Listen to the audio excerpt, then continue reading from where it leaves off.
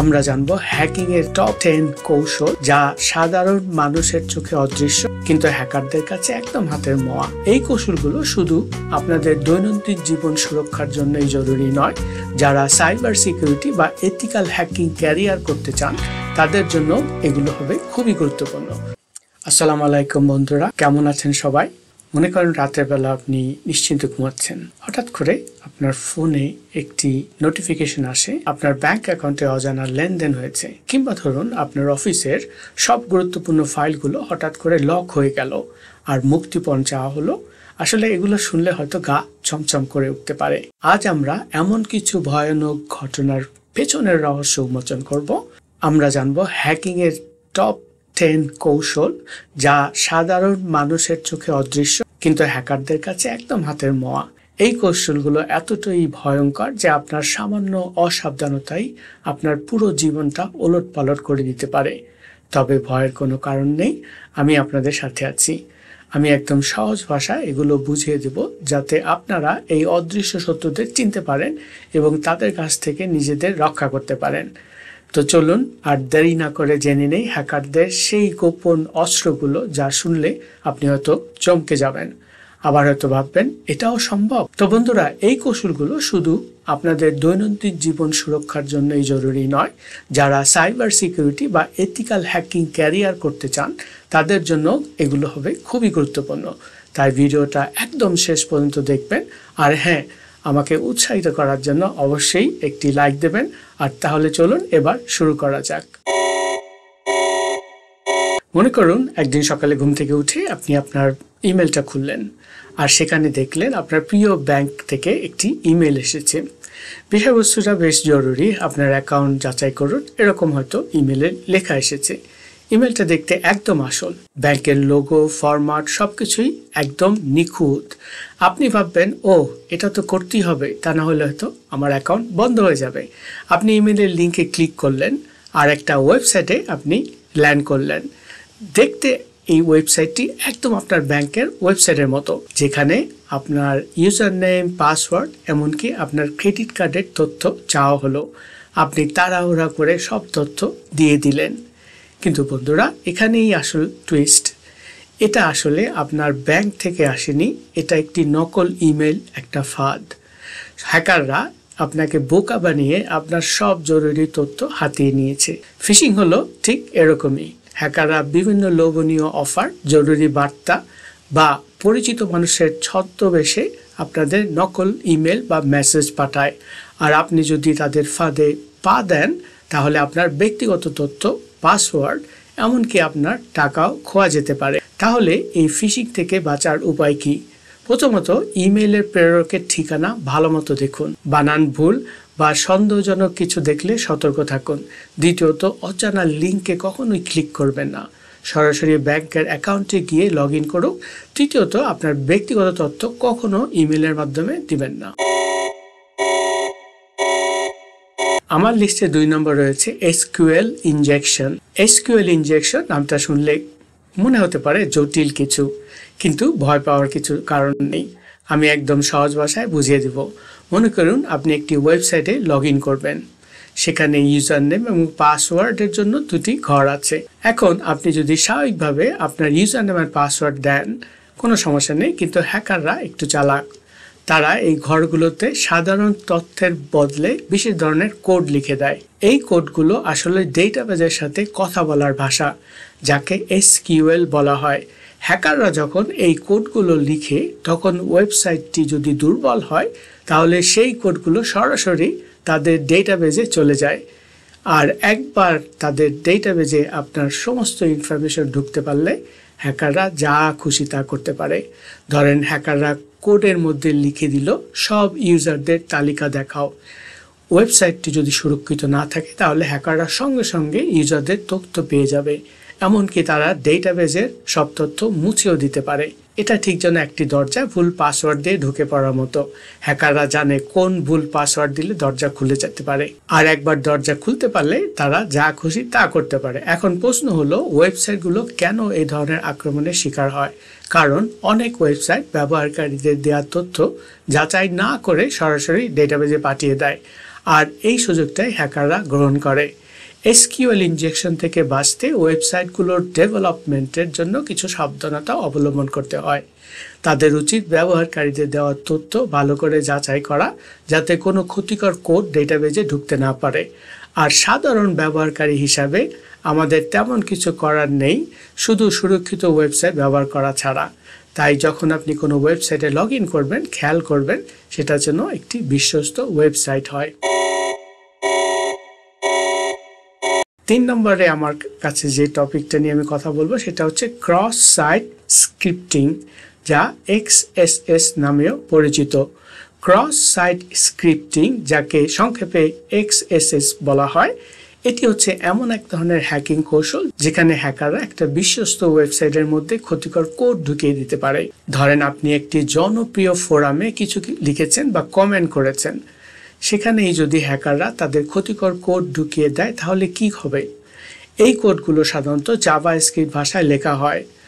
যখন অন্য কোনো ব্যবহারকারী সেই ফোরামের পেজটা খুলবে, তখন সেই ক্ষতিকর কোডগুলো তার ব্রাউজারে রান হবে, আর এর ফলে হ্যাকাররা বিভিন্ন ধরনের ক্ষতি করতে পারে। ধরুন হ্যাকাররা এমন একটি কোড ঢুকিয়ে দিল যা আপনার ব্রাউজারের কুকিজ চুরি করে। কুকিজ হলো ছোট ছোট টেক্সট ফাইল যা ওয়েবসাইটে আপনার ব্রাউজারের তথ্য জমা রাখে। এগুলোতে আপনার লগ ইন তথ্য, সেটিংস ইত্যাদি থাকতে পারে। কুকিজ চুরি করতে পারলে হ্যাকাররা আপনার অ্যাকাউন্টে ঢুকতে পারে।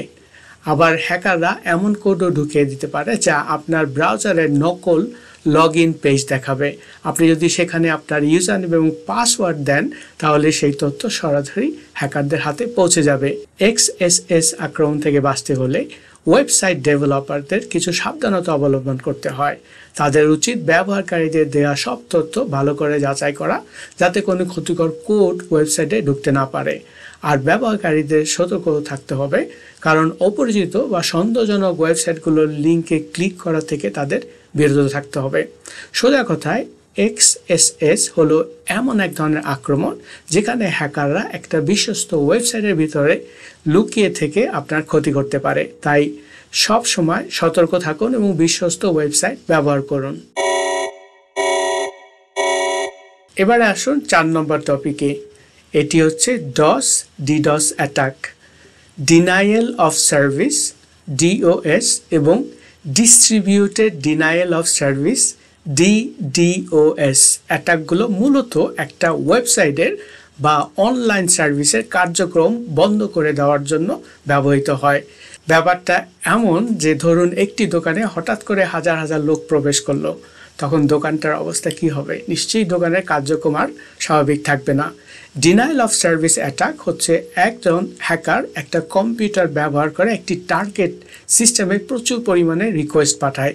এই রিকোয়েস্টগুলোর চাপে টার্গেট সিস্টেমটার কাজ বন্ধ করে দেয়, অনেকটা একটা সরু পাইপের প্রচুর পরিমাণে পানি পাঠানোর মতো, যখন পাইপটা ফেটে যাওয়ার উপক্রম হতে পারে। আর distributed denial of service attack, এই হ্যাকাররা অনেকগুলো কম্পিউটার ব্যবহার করে একটি টার্গেট সিস্টেমে আক্রমণ করার জন্য। এই কম্পিউটারগুলোকে বটনেট বলা হয়। হ্যাকাররা বিভিন্ন মালওয়্যার ব্যবহার করে এই বটনেট তৈরি করে। DDoS অ্যাটাক অনেকটা একটা বিশাল জ্যামের মতো, যেখানে অনেকগুলো গাড়ি একসাথে একটা রাস্তায় আটকে যায়। এই অ্যাটাকগুলোর ফলে ওয়েবসাইট বা অনলাইন সার্ভিসগুলো ব্যবহারকারীদের জন্য অব্যবহারযোগ্য হয়ে যায়, যেমন ই-কমার্স ওয়েবসাইট, অনলাইন ব্যাংকিং, এমনকি সরকারি ওয়েবসাইটও এই আক্রমণের শিকার হতে পারে। এই ধরনের অ্যাটাক থেকে বাঁচতে হলে ওয়েবসাইট বা অনলাইন সার্ভিসগুলো কিছু সুরক্ষা রাখা প্রয়োজন, যেমন ফায়ারওয়াল ব্যবহার করা, ট্রাফিক ফিল্টারিং ব্যবহার করা এবং DDoS মিটিগেশন সার্ভিস ব্যবহার করা। এই সার্ভিসগুলো অস্বাভাবিক ট্রাফিক শনাক্ত করে এবং তা ব্লক করে দেয়। সাধারণ ব্যবহারকারীদের জন্য এই অ্যাটাকগুলো সরাসরি প্রতিরোধ করা কঠিন, তবে সবসময় আপডেটেড অ্যান্টিভাইরাস ব্যবহার করা এবং অপরিচিত লিঙ্কগুলোতে ক্লিক করা থেকে বিরত থাকা ভালো। সোজা কথায় এই অ্যাটাকগুলো হচ্ছে একটি ওয়েবসাইটের বা অনলাইন সার্ভিসের উপর এক ধরনের বিশাল চাপ দেওয়া, যা তাদের কাজ বন্ধ করে দেয়। তাই ওয়েবসাইট বা অনলাইন সার্ভিসগুলোর উচিত ভালো সুরক্ষার ব্যবস্থা রাখা। 5 নম্বরে আমার লিস্টে রয়েছে man in the middle attacks. এ নিয়ে আমি আগেও বিস্তারিত বলেছিলাম, আজকে আরেকটু বলছি। Man in the middle attack হচ্ছে এমন এক ধরনের আক্রমণ যেখানে হ্যাকাররা দুজন ব্যক্তির মধ্যে হওয়া যোগাযোগ গোপনে আড়ি পেতে শুনে। ব্যাপারটা অনেকটা এমন যে ধরুন আপনি আপনার বন্ধুর সাথে ফোনে কথা বলছেন আর কেউ একজন গোপনে আপনার কথা শুনছে। এই আক্রমণ সাধারণত পাবলিক ওয়াইফাই নেটওয়ার্ক বা অসুরক্ষিত ওয়েবসাইটে বেশি হয়। ধরুন আপনি একটি কফি শপে বসে ফ্রি ওয়াইফাই ব্যবহার করছেন। হ্যাকাররা যদি সেই ওয়াইফাই নেটওয়ার্কের নিয়ন্ত্রণ নেয় তাহলে তারা আপনার আর ওয়েবসাইটের মধ্যে হওয়া সব ধরনের যোগাযোগ দেখতে পারে। তারা আপনার পাঠানো তথ্য পরিবর্তনও করতে পারে। মিড-এম অ্যাটাক থেকে বাঁচতে হলে কিছু সাবধানতা অবলম্বন করতে হয়। প্রথমত, পাবলিক ওয়াইফাই ব্যবহার করার সময় আপনি ভিপিএন ব্যবহার করবেন, বিশেষ করে যারা কোনো গুরুত্বপূর্ণ তথ্য আদান প্রদান করছেন। দ্বিতীয়ত, সবসময় HTTPS ওয়েবসাইট ব্যবহার করুন। HTTPS হলো এমন একটি সুরক্ষিত প্রোটোকল যা আপনার আর ওয়েবসাইটের মধ্যে হওয়া যোগাযোগ এনক্রিপ্ট করে থাকে। তৃতীয়ত, VPN ব্যবহার করা, যেটা আগেই বললাম। VPN আপনার ইন্টারনেট ট্রাফিক এনক্রিপ্ট করে এবং আপনার IP অ্যাড্রেস গোপন রাখে। চতুর্থত, আপনি কোনো ওয়েবসাইটে লগ ইন করলে খেয়াল রাখবেন সেটা যেন বিশ্বস্ত ওয়েবসাইট হয়। সোজা কথায়, man in the middle attack হলো এমন একটি আক্রমণ যেখানে হ্যাকাররা আপনার আর ওয়েবসাইটের মধ্যে লুকিয়ে থেকে আপনার তথ্য চুরি করে। তাই সব সময় সুরক্ষিত ইন্টারনেটের সংযোগ ব্যবহার করুন এবং সতর্ক থাকুন।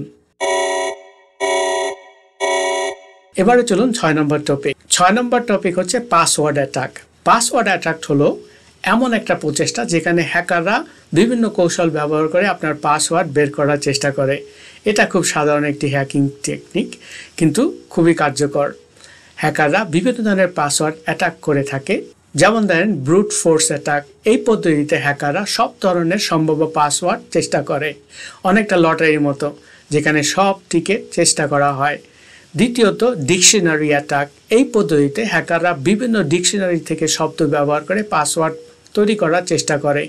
এছাড়া রয়েছে কি লগিং, যেটা আমি আগে কয়েকটা ভিডিওতে বলেছিলাম। এই পদ্ধতিতে হ্যাকাররা এমন একটি সফটওয়্যার ব্যবহার করে যা আপনার কিবোর্ডে সব লেখা রেকর্ড করতে পারে। এছাড়া রয়েছে ক্রেডেনশিয়াল স্টাফিং। এই পদ্ধতিতে হ্যাকাররা বিভিন্ন ওয়েবসাইটে চুরি হওয়া ইউজার নেম এবং পাসওয়ার্ড ব্যবহার করে বিভিন্ন অ্যাকাউন্টে লগ ইন করার চেষ্টা করে। পাসওয়ার্ড অ্যাটাক থেকে বাঁচতে হলে কিছু উপায় অবলম্বন করা যায়। প্রথমত, শক্তিশালী পাসওয়ার্ড ব্যবহার করুন। এছাড়া বিভিন্ন অ্যাকাউন্টের জন্য আলাদা আলাদা পাসওয়ার্ড ব্যবহার করুন। 2 স্তরের বা মাল্টিফ্যাক্টর অথেন্টিকেশন ব্যবহার করুন। পাসওয়ার্ড ম্যানেজার ব্যবহার করতে পারেন। পাসওয়ার্ড ম্যানেজার আপনার জন্য একটি শক্তিশালী পাসওয়ার্ড তৈরি করে এবং নিরাপদে সংরক্ষণ করে। এছাড়া সন্দেহজনক লিঙ্কে ক্লিক করা থেকে বিরত থাকুন। ফিশিং ইমেলের কথা আমি আগেই বলেছি, এ থেকে আপনাদের সাবধান হতে হবে। সোজা কথায়, পাসওয়ার্ড অ্যাটাক হলো হ্যাকারদের একটি সাধারণ অস্ত্র যা তারা আপনার অ্যাকাউন্টের নিয়ন্ত্রণ নেওয়ার জন্য ব্যবহার করে। তাই শক্তিশালী পাসওয়ার্ড ব্যবহার করে এবং সতর্ক থেকে আপনি এই আক্রমণ থেকে বাঁচতে পারেন। চলুন এবার 7 নম্বর টপিকে। এটার নাম হচ্ছে সোশ্যাল ইঞ্জিনিয়ারিং। এটা নিয়ে আমি আগেও বিস্তার বলেছিলাম। সোশ্যাল ইঞ্জিনিয়ারিং হচ্ছে এমন একটি কৌশল যেখানে হ্যাকাররা মানুষের মনস্তাত্ত্বিক দুর্বলতার সুযোগ নিয়ে তাদের কাছ থেকে জরুরি তথ্য এবং অ্যাক্সেস আদায় করে নেয়। এটা অনেকটা একজন দক্ষ প্রতারকের মতো, যে মিষ্টি কথা বলে ভয় দেখে আপনার কাছ থেকে কিছু চায় বা আদায় করে নেয়। সোশ্যাল ইঞ্জিনিয়ারিংয়ের বিভিন্ন ধরনের কৌশল আছে, যার 1 নম্বরটা আমি আগেই 1 নম্বরে বলেছি, সেটা হচ্ছে ফিশিং। আগে আলাপ করা হয়েছে, যেখানে নকল ইমেল বা মেসেজ পাঠিয়ে তথ্য সংগ্রহ করা হয়। দ্বিতীয়ত, প্রিটেক্সটিং, যেখানে হ্যাকাররা কোনো পরিচিত ব্যক্তি বা প্রতিষ্ঠানের ছদ্মবেশ ধারণ করে এবং কাল্পনিক গল্প তৈরি করে তাদের তথ্য আদায় করে। এছাড়া রয়েছে বেইটিং, যেখানে হ্যাকাররা লোভনীয় অফার বা সুযোগের ফাঁদ পাতে, যেমন ফ্রি সফটওয়্যার বা ডিসকাউন্ট কুপন, বিভিন্ন ধরনের ভাউচার, যা আসলে মালওয়্যার বহন করে। এছাড়া কুইক প্রো কো, যেখানে হ্যাকাররা সাহায্যের বিনিময়ে তথ্য বা অ্যাক্সেস চায়, যেমন টেকনিক্যাল সাপোর্ট দেওয়ার ভান করে। এছাড়া রয়েছে টেইলগেটিং, যেখানে হ্যাকাররা কোনো সুরক্ষিত স্থানে প্রবেশের জন্য কোনো অনুমোদিত ব্যক্তির পিছু নেয়। সোশ্যাল ইঞ্জিনিয়ারিং থেকে বাঁচতে হলে কিছু উপায় আপনি অবলম্বন করতে পারেন, যেমন ধরেন সন্দেহজনক অনুরোধে সাড়া দিবেন না, অপরিচিত বা সন্দেহজনক ইমেল, মেসেজ বা ফোন কলে সাড়া না দেওয়া থেকে বিরত থাকুন। দ্বিতীয়ত, ব্যক্তিগত তথ্য শেয়ার করা থেকে বিরত থাকুন। আপনার পাসওয়ার্ড, ক্রেডিট কার্ড নম্বর বা অন্য কোনো জরুরি তথ্য কারোর সাথে শেয়ার করবেন না। এছাড়া যাচাই করুন, কোনো অনুরোধ পেলে সেটি যাচাই করে অবশ্যই আপনি দেখবেন যে কোন প্রতিষ্ঠান এটি আপনার সাথে যোগাযোগের জন্য চাচ্ছে এবং তাদের সাথে সরাসরি ফোন করে কিংবা ওয়েবসাইটে গিয়ে যোগাযোগ করে এর অথেন্টিসিটি ভ্যালিড করতে পারেন। সচেতন থাকুন, সোশ্যাল ইঞ্জিনিয়ারিংয়ের বিভিন্ন কৌশল সম্পর্কে জানুন এবং সতর্ক থাকুন। আমি এই নিয়ে আমার চ্যানেলে বিস্তারিত অনেক বলেছি। সাইবার সিকিউরিটির উপরে যে প্লে লিস্ট রয়েছে সেখানে আপনারা এগুলো নিয়ে বিস্তার জানতে পারবেন। এছাড়া কর্মচারীদের প্রশিক্ষণ দেওয়া, অর্থাৎ আপনার কোম্পানির যে ধরনের কর্মচারী রয়েছেন তাদেরকে সাইবার সিকিউরিটি নিয়ে নিয়মিত প্রশিক্ষণ দিয়ে তাদেরকে দক্ষ রাখতে হবে। সোজা কথায় সোশ্যাল ইঞ্জিনিয়ারিং হলো মানুষের বিশ্বাস এবং দুর্বলতার সুযোগ নিয়ে তথ্য হাতিয়ে নেওয়ার একটি বিশাল কৌশল। তাই সবসময় সতর্ক থাকুন এবং সন্দেহজনক অনুরোধ এড়িয়ে চলুন। ঠিক আছে, এবারে চলুন 8 নম্বরে। 8 নম্বরে আমার লিস্টে রয়েছে র্যানসমওয়্যার। র্যানসমওয়্যার হলো এমন এক ধরনের মালওয়্যার যা আপনার কম্পিউটারের ফাইলগুলো এনক্রিপ্ট করে দেয়, অর্থাৎ আটকে দেয়। ফলে আপনি আর সেই ফাইলগুলো খুলতে পারবেন না। আর হ্যাকাররা ফাইলগুলো ফেরত দেওয়ার জন্য আপনার কাছে টাকা দাবি করে এবং যাকে র্যানসম বলা হয়। মনে করুন আপনার কম্পিউটারে থাকা সব গুরুত্বপূর্ণ ডকুমেন্ট, ছবি, ভিডিও সবকিছু হঠাৎ লক হয়ে গেল। আপনি কিছুতেই সেগুলো খুলতে পারছেন না। আর স্ক্রিনে এমন মেসেজ আসছে যে আপনার ফাইলগুলো ফেরত পাইতে হলে আপনাকে এই ঠিকানায় টাকা পাঠাতে হবে। এটাই হচ্ছে র্যানসমওয়্যার অ্যাটাক। র্যানসমওয়্যার অ্যাটাকের কিছু লক্ষণ রয়েছে, যা মধ্যে রয়েছে কম্পিউটার ফাইল হঠাৎ করে এনক্রিপ্ট হয়ে যাওয়া, ফাইলের এক্সটেনশন পরিবর্তন হয়ে যাওয়া, যেমন ডক ফাইল ডট এনক্রিপ্টেড হয়ে যাওয়া, স্ক্রিনে র্যানসম নোট দেখা যায় যেখানে টাকা পাঠানোর জন্য নির্দেশ দেওয়া হয়। এর থেকে বাঁচতে হলে কী ধরনের উপায় আপনি অবলম্বন করতে পারেন? প্রথমত, নিয়মিত ডেটা ব্যাকআপ রাখুন। আপনার গুরুত্বপূর্ণ ফাইলগুলো ব্যাকআপ রাখুন যাতে র্যানসমওয়্যারের শিকার হলেও আপনি সেগুলো পুনরুদ্ধার করতে পারেন। ভালো অ্যান্টিভাইরাস সফটওয়্যার ব্যবহার করুন এবং নিয়মিত সেগুলো আপডেট করুন। সন্দেহজনক ইমেল বা লিঙ্ক থেকে দূরে থাকুন। অপরিচিত বা সন্দেহজনক ইমেল বা লিঙ্কে ক্লিক করা থেকে বিরত থাকুন। আর সফটওয়্যার আপডেট রাখুন। আপনার অপারেটিং সিস্টেম সবসময় আপডেট রাখুন। ফায়ারওয়াল ব্যবহার করুন। ফায়ারওয়াল আপনার কম্পিউটারে ক্ষতিকর নেটওয়ার্ক ট্রাফিক থেকে রক্ষা করে।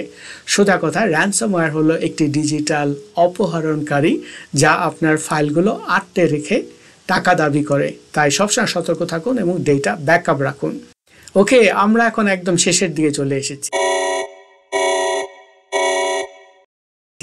9 নম্বরে আমার লিস্টে রয়েছে মালওয়্যার। মালওয়্যার হলো ক্ষতিকর সফটওয়্যার যা আপনার কম্পিউটার বা ডিভাইসের ক্ষতি করার জন্য তৈরি করা হয়।